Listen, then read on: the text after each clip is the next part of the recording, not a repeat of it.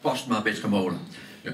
Een fjouwer wacht hier Lien ook hier in lot zijn verkiezingsprogramma in fjouwer taal. Beeld stelling was Fries en ik nog Hollands. Nou had FNP een drietalig verkiezingsprogramma. Beeld stelling was Fries zonder Hollands, minstens genoeg. Bergsma lies niet al je voor wat je won, al je in het Hollands. Je bent wakker in je rieren in die taal, denk ik. Echt nog in het Fries? Waar wil je dat spreken? Al jaren. Oh ja, goed. Nou, je mag net al hier aan doen. Doe maar. Ja, Van Broek. Ruud, dat beter. Kun je je brengen, vertrouwd en vooruit. Mooi.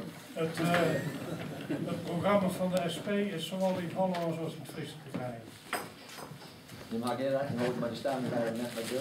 Nee. Ja, die won mij. Met stedenverkiezing, dat jij de stelling waren van een beeldtek bij. Ja, antwoord op je vraag.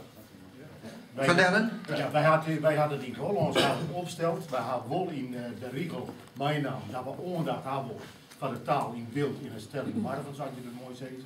Maar wij bieden uw verkiezingsprogramma net aan in die talen, want wij denken dat de mensen die in de provincie Friesland de Nederlandse uitvoering lezen kunnen en heel goed uw bedoeling daarmee begrippen kunnen. Ja, buitenlands. Zowel in het Fries als in het Nederlands. En wat wel nieuwsgierig is, op de landelijke website hebben we de Friestalige teksten in.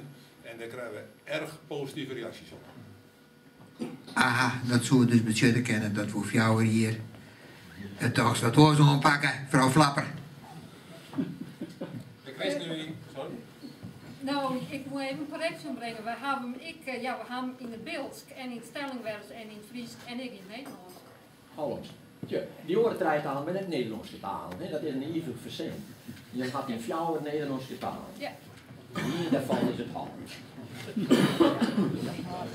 Goed, we beginnen naar de volgende vraag.